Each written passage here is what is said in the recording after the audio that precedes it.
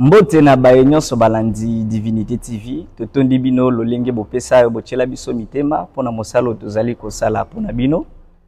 Lelo tokiti na commune ya Lingwala yo epa yo api église Perfection Tabernacle les amis o ekambami epa l'imbattable homme fort de Lingwala, Mokengeli Franck Salomon Muzungu.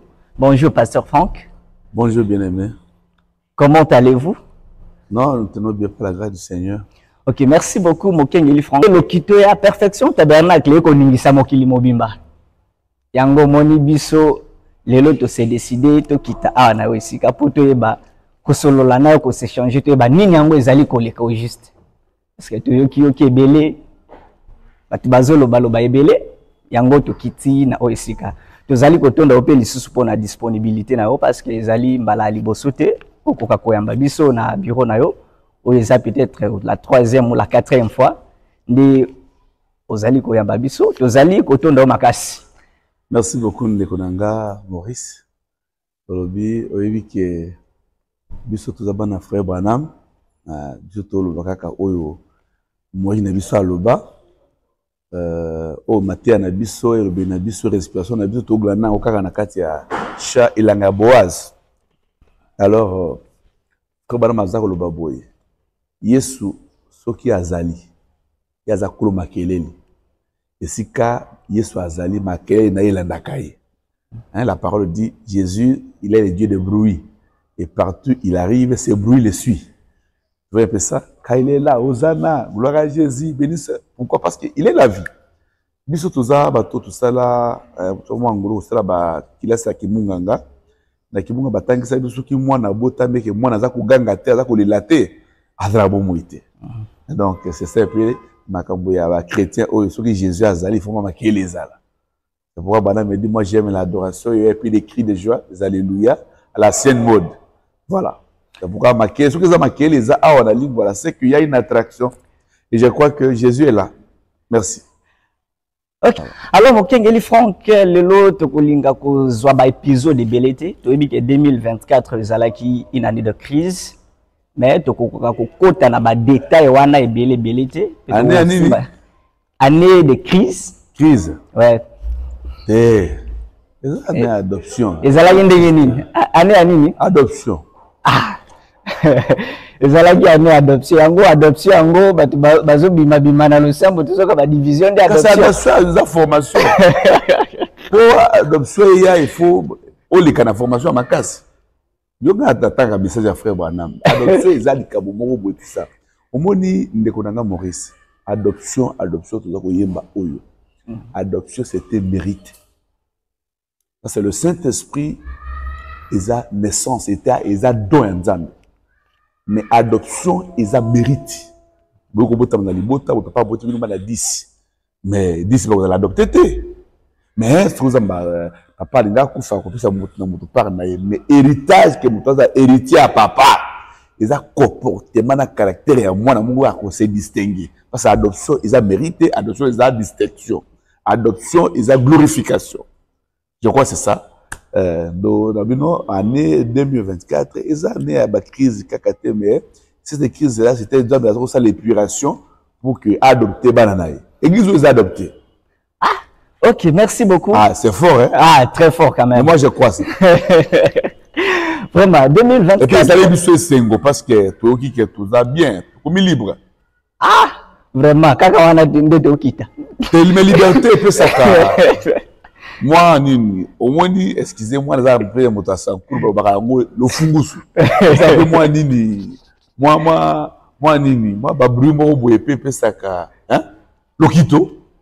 Et cause de l'okito. Donc, je vais faire bimaka, bamsupo, tant Yesu azo sala pe, bamsupo asipotakate, hein. Bazaki 5000, sans compter les femmes et les enfants. Maintenant, à l'obino, personne n'est pas allé au ciel s'il ne mange pas ma chair, ne boit pas mon sang. Ils ont passé pour ça. 4000 dans Bakenda. Mais à ce moment-là, Abi, mais vous les autres, Abi, personne n'a plus. Hein? N'a vu les fils de l'homme qui est descendu du ciel et qui est dans le ciel. Ah bien, pour les qui ici. Tu as vu le robot non? Tu as vu tata, maman, tout ce qu'on sort. Tu as vu aussi les Cette parole est dure. Qui peut l'écouter? Pas ça. Donc les 5072, 12. Mais ainsi l'idée. Vous qui vous attendrez. Donc Jésus cherche la qualité et non la quantité. Il cherche le caractère. Yango moi ata moto mobali lengi mobali tanga zoluka mwasi ngoza boye zoluka mwasi oluka des caractères divins de la femme. Voilà. Donc Jésus c'est le caractère et je pense que tempête on est les cas l'année passée et je crois que ça va encore tamiser l'église pour les amener quelque part à la montagne. Voilà. OK. Merci beaucoup. Motuna na biso ya liboso lingi totunao. Ils allaient par rapport à le 1er décembre, jour il y a 7 ans. On proclamait année 2025 une année de jubilé, une année de liberté, une année de délivrance, une année de liberté totale. Si on est tolingi totuna mokengeli, yebisa penza biso na siki na solo na polele. Banani babandaki kokanga ministère na oto banani babandaki kokanga losambo. Banani babandako handicap babandako tchabi tout pour le sambo etambola malamu te parce que tokoki kolobe la délivrance liberté de ce banani satana non mutu te ndakona mutu te satana na ko kanga église c'est tout réponse zaka satana donc satana mutu te so mutu azana to kanga église dande satana donc c'est tout. Le gars a déjà l'année encore de délivrance. Obi, année 2025, c'est une année du jubilé. Donc c'est Dieu qui m'a dit ça. Année prochaine, fin novembre, année prochaine, c'est l'année du jubilé. Je ne comprenais pas. Si on a tangi, on a comprendre, ça voulait dire, c'est une année de fête, c'est une année de délivrance, c'est une année de la liberté. C'est une année. Et je ne comprenais pas. Et en lisant le prophète, il dit que le jubilé, c'est aussi la Pentecôte. Oh! Et c'est beau. Na motema. Pas seulement que na yoka ngo na tangi, c'est qu'on a moni ngo na vivre ngo. Bon là c'est fait la tête. Voilà. OK, merci beaucoup. Bandeko balandi bino moko boye ki bato babanda okanga losambo. Donc mutu abanda ko fandi la penzi bonga nde yo wana oya tangi Satan. Et puis ce que tangi frère Branham dans l'année de jubilé na batantia mususu moto bana Israël pouvait aller dans la captivité autant d'années et il y avait une année qu'on appelait année de jubilé. Nzambe yemoko par ses propres lois à routine sacrificateur souverain à cause de la trompette qui est à l'entrée de la ville. Il va monter au-dessus, il va sonner le son de la trompette. Et ce son de la trompette était la liberté, un message pour la liberté. Vous voyez un peu ça? Pendant 49 ans. Et la 50e année était là, l'année de jubilé. Et chaque 7 ans, on faisait ça. Vous voyez un peu ça? Alors, ce qui y a trompetté, Mumbu nyoso oazana kibumbu. Peu importe plus basomba et peu importe que ça suka ayoki ka soya topette attaque baza ko betaye suka ayoki ka soya topette mibeko epesier singisi abwaka musala abwaka fardo wana pe akimaki aza libre. C'est ça. So biso pe Jésus a tindeli biso parce que c'est 4 ans. C'est aussi 7 ans de l'église. Au temps de la fin, 7e âge de l'église, Dieu vous a envoyé un message. Il y a un souverain sacrificateur qui était William Branham, qui a sonné le son de la trompette, n'est-ce pas? Le message de l'heure. De Yokango, on va réaliser que non, c'est maintenant la liberté. Satan n'a plus le pouvoir sur nous. Oubliez ça. Jésus est au-dessus de tout ça. Il est au-dessus des magiciens, de tous les sorciers, les féticheurs, même si tout le monde, tous les pays s'est ligué au Koufalobi. Dernier mot, c'est Jésus. Donc, les gars, pour moi, on ne se reconnaît pas au bout de années. Mais cette année, c'est une année où et Sika Oyo va se reconnaître, après sa liberté, Kala. Mais année pays à côté à Sangomalam, Yango. Côté à Jésus, Batouté, côté à Batoumingi. Yangoyo, c'est une surtout qui a Jésus, qui a la vraie parole, la pureté. Voilà. Ah, ok, merci beaucoup. Nalinga na fongola moi parenthèse ya muke olobi to te ape batu mingi net nani. Et partout, non? Ok, merci beaucoup toi Kokoba. Mutuna na biso ya mibale de 11 mai 26 pour réaliser deux grandes campagnes d'évangélisation. Des grandes campagnes d'évangélisation de grande envergure. Avec le pasteur évangélique. Les plans d'action évangélique. Avec le pasteur Jean-Sylvain Nkwala et le pasteur Carlos Kalala Barouti. Yango tolingito e ba mokengeli ba motivation nini o etindaki pour le choix de ces deux personnages emblématiques. Pe impact nini positif au bango ministère na bango etiki na kati ya losambo. Merci beaucoup mon frère et là on va les rectifier. Il y a qui va campagne, il y a qui action évangélique. Parce que campagne il fait dans Libanda. Alors des actions, des grandes actions évangéliques, des grandes envergures bien sûr.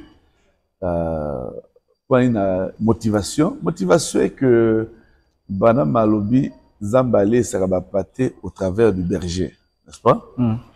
Mon choix est tombé dans mon équipe. Pas seulement Bango, comme Subakouyaka, Bayaka P. J'avais pensé que le ministère à Frère Sylvain va édifier l'église. On a cela qui choisit pas naé, na benga qui est pas andimaki, on s'est fixé, naya qui a tia qui était béni, vraiment ça a été vraiment on était béni. Tu vois un peu ça? Alors, gloire à Dieu. L'épée, Nassoula qui pena, pasteur Carlos, Yépé Andimaki, Ndéaye, et les peuples étaient aussi bénis. Donc, le choix, qui m'a motivé le choix, c'est l'inspiration divine. C'est tout. Comme, je crois, les pour mon pasteur Moussoussou à Irlande, à Théaki Awa. C'est le choix de Dieu. Le pasteur Franck. Le pasteur Franck et Dionga. Il a très bien prêché. Moussoussou peut passer Nathan et puis à Koyawa. Yépé Tokoyamba et puis à l'action évangélique. D'ailleurs, j'avais un programme, on a passé Grâce Moutombo. C'est dimanche prochain, le 6. Je vais venir ici après-midi à TP à salle concert. Mais vu qu'on a autorisé à ma Saint-Esprit, je voudrais que comme Mokona, dans mes malabos église et puis sur ça, sur un peu la vie avec le Saint-Esprit. Et par après, Trobenga peut tenir fin du mois. Donc voilà, Trobenga, et ça c'est Makarabangote, Bamsubakoya. Tout ministre qui a un don pour édifier l'église, qu'elle soit conduite dans Robenga pour édifier. Donc, on a vu ça, Frère John Awa. Si je suis conduit dans Robenga, il va édifier l'église. Voilà. Ok. Mais merci. Pour dire que peut-être ils sont au-dessus des autres, non. Mais ils sont chacun particulier en soi. Merci. Voilà. Toi, Kokoba Moke, toi qui es indépendant Souka, mais Mitoune Zanan. Ezali tuna frère botuna ata ba bavandi surtout mon sova mutuna boko tuna ka ta on sous mako sunga biso pour ta kolanda biso pe azala azwa lumière. OK. Pasteur Franck, votre allocution lors de l'arrivée de pasteur Carlos est en train de faire la toile des réseaux sociaux. Toyokaki une annonce officielle au Lebaki Perfection Tabernacle Assemblée Sœur de Barouti Tabernacle. C'est très fort. C'est pour la première fois, peut-être, que le Kouana. Ceux qui peut-être, première fois. Bon, ceux qui c'est la première fois. Bon. Moutuna na biso ezali. Vous avez ici na biso non? Na Itaga. Là on a voyagé. Là on a été à l'église. Diak Rebilo. Diak ya Barouti Tabernacle. Alors, avec Diak ya direction na ngai. Ngana botama ministère kuna.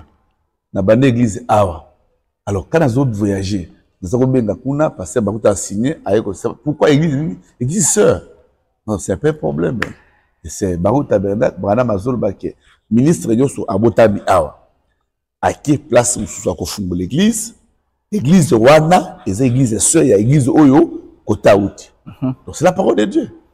Donc ils ont choisi qu'il y a qui pour Barou Tabernacle, ça, c'était un Abotabi Kuna, donc voilà. C'est quoi, pasteur Carlos Azana Nipona yo? Pasteur Carlos? Waouh! Yozaki, j'ai dit non? Yotina Moutuna na wana, pour y bander. Bon, Moutuna Pasteur Carlos, Aza évêque pour Nangaï. Aza, votre évêque. Il est votre ancien, votre père spirituel aussi. Bon, n'a habité père spirituel, ce qui est dans la case, je ne sais même pas. Ce que je sais, dans le Belakango Awa, na locution Nangai, Baouta Benak, c'est l'église au Tombotami. Et c'est avant dans la Baouta Benak, on l'appelait Assemblée chrétienne de Rigini. C'est la première église où Bastien, un message Oyo, était là. Comme même pas de quoi, pasteur Moukouna, ils étaient tous ensemble là. Et c'est de là, l'église de Nyoso et Pandani, de par le pays. Et le monde, en dehors de Brazzaville, de Nîmes, de Jeffersonville. Tu vois un peu ça. C'est notre quartier général. Tu vois un peu ça. Et maintenant, pasteur Barouti a Koufi. Baponi, pasteur Carlos, a commis pasteur l'église, il y a Liboso. Carrément, a commis, par cas, il y a l'église de Liboso. Donc, Aza ancien, ils ont ancien, non pas par rapport à son âge, mais par rapport au lieu où il se trouve. Ah. Voilà. Donc, Yango, mon frère Banam, Natanga, qui a un ordre de l'église, je crois, 63, on va faire 5. Plusieurs prédicateurs sont venus ici. Après moi, plusieurs. Mais à ce moment-là, frère Deville est venu aussi, mais il était trop jeune dans la foi. Je voulais qu'il soit mu, qu'il maîtrise la doctrine. Comme maintenant il est mu, il a fait beaucoup de progrès. Je voulais présenter maintenant comme les pasteurs de cette église. Je voudrais que vous tous, les anciens, vous suivez ces instructions. Bastien Naïe, vu qu'il a commis place, il faut qu'on l'ait dans l'instruction, n'est pas ce qu'il a commis, pasteur titulaire dans l'église. Mais, est-ce qu'on peut permettre Nana Lobake, pasteur Carlos ancien Nayo, perfection tabernacle, assemblée sur Yabarouti tabernacle? Mais c'est la même chose, non? Ok. Merci. C'est quoi mon tour? Et là, baka en goboye. Ce qu'on dit que l'on a vu wana eza mukua ponayo. Équation eza moko. Occupez-vous de vos oignons. Moi je m'occupe de vos oignons. Na kotindika oto ndima ko langai, mais ne m'empêchez pas de croire ce que je crois. Vraiment alobi boye prédicateur nyos aza na droit de exprimer ses convictions. Moi la conviction nanga, na obligé mututé. Dans le but que parce que ça a commis à Sia Moukimbouma. D'abord parce que c'est mon ami, c'est mon frère. Il venait plusieurs fois pour la pasteur Awa. C'est qui pasteur Renan Gouboma, il venait, il prêchait. Et pasteur associé, il venait en 2020 à Zaki Awa, à Théa Kanaï. Mais cette fois-ci, tu y as mis comme noblesse l'oblige. Voilà. Ah, ok. Merci beaucoup, Mokengeli Franck. Est-ce que Moutuna ou Ezali Kolanda, Ezali Boy? Soki lelo ezalaka ozo banda ministère na yo. Est-ce que okokaki kopona ancien mususu en dehors ya pasteur Carlos? Soki lelo baloba si c'était à refaire, que no ozo banda ministère lelo. Olinga kopona moko ancien mususu en dehors ya pasteur Carlos. Est-ce que nécessairement il faut que l'on ancien? Pour une église, ce n'est pas l'ancien qui compte. Avoir un ancien, ça c'est juste, c'est une affaire d'homme. Pour une église, c'est avoir seulement le ministère. Et être connu par le Saint-Esprit, c'est suffisant. On peut ne pas avoir un ancien, mais on va évoluer. Aucune de konanga. Ancienneté, c'est une affaire d'homme. Mais trop plus à Moutoli, même par rapport à Nîmes. Paul, a qui s'est 12 apôtres. Mais, pendant le ministère, un seul Paul équivaut les 11 apôtres. Un seul. Mais après beaucoup d'années, il y venait avec les enfants, les dons, il présentait devant les Céphas, il leur donnait leur honneur. Mais cela n'a pas empêché qu'ils soient les messagers de l'âge. Oh, qui a prié pour lui pour les Saint-Esprit? C'est Ananias. Oui. Mais c'est le lieu pour Ananias, c'est les places là. Mais, au cours de temps que pour les autres, non. Frère Branham, qui a prié pour lui? C'est Roy Davis. Mais après là, et puissant ministère mondial qui n'a jamais eu sur la terre. Donc, c'est une affaire d'homme, c'est la parole de Dieu aussi. Mais pour me dire que pour notre église, et tout ça, je suis déjà à Barouti Tabernacle, c'est là où je suis, c'est suffisant. Donc, c'est un peu ça, c'est ça. Ok, merci beaucoup. Je crois que non, mais ce que pour souligner, non pas de dépendre des ordres de Barouti Tabernacle. C'est une église autonome qui croit ce qu'elle croit et puis dit ce qu'elle dit. Et moi, je ne contredis pas. Moi aussi, j'ai autonome, souverain. Je ne dis pas du ciel. Je prends ce que je suis connu par le Saint-Esprit sur les messages de frère Branham. Tu vois un peu ça? Non pas un parce que balobi peut-être mariage est tel, on peut faire ça, on appelle ça le bruit. Non, là, ça c'est le plagiat ministériel.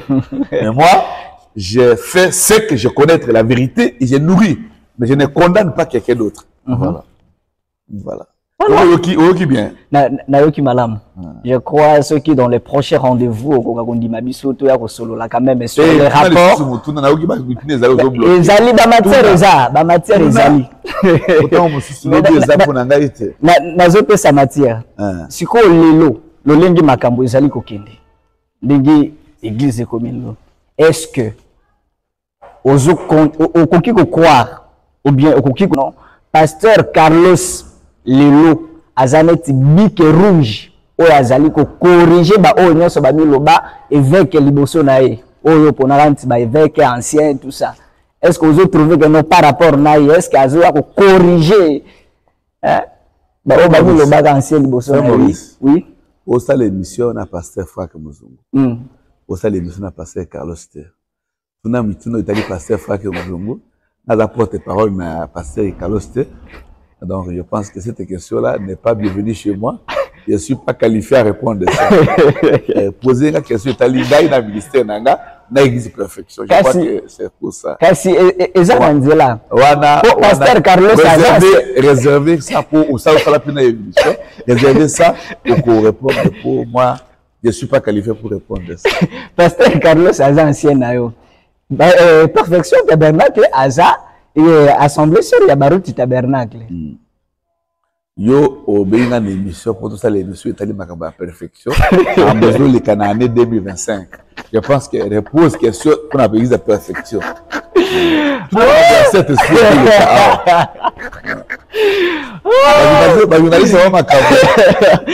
vraiment la régie préparez-nous du bouteille à dos pour détendre pour la sachet. C'est pour qu'on peut aller Maurice, nous appelons croire à perfection tabernacle. Makambo oyo ane ozomoni depuis 2024, depuis prédication est utilisée, l'avenue de la perfection tabernacle. Les eaux de séparation allaient tous évoluer tilelo dans Saint-Esprit. L'étude nous a costé par rapport à l'église Nabiso. Bon, passer par rapport au présent. Après notre journaliste répondre à un gasco. Bon, le coup là, on a un plateau, on a un statut à journaliste. Donc, on dit mal, on a posé une question. Prochainement, nous prendrons rendez-vous. On a posé pour l'église Nabiso. Ok, on a posé pour l'église Nabiso et pour le ministère. Mokengeli Franck, s'il faut parler na Italie, Pentecôte, na perfection tabernacle, depuis les années du ministère que vous avez exercé, on a eu à vivre. Ce que nous avons attendu, ce que nous avons vu, c'est nous parlerons du Pentecôte du 15 juin. Parce que le monde a assisté à un grand déferlement de manifestations de l'esprit au vraiment Eke Sango. Tout le monde qui batukutuna bisona mituna le ni Saint-Esprit Eke ko kangana journaliste.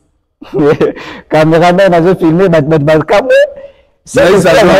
journaliste a la sous-émotion, Saint-Esprit et Zala Bitoride. Si quoi il y a mis ça biso connexion. Image wana. Oui. Oh, journaliste a quoi non. Ba go balancer ango. Anga ko tana pasteur.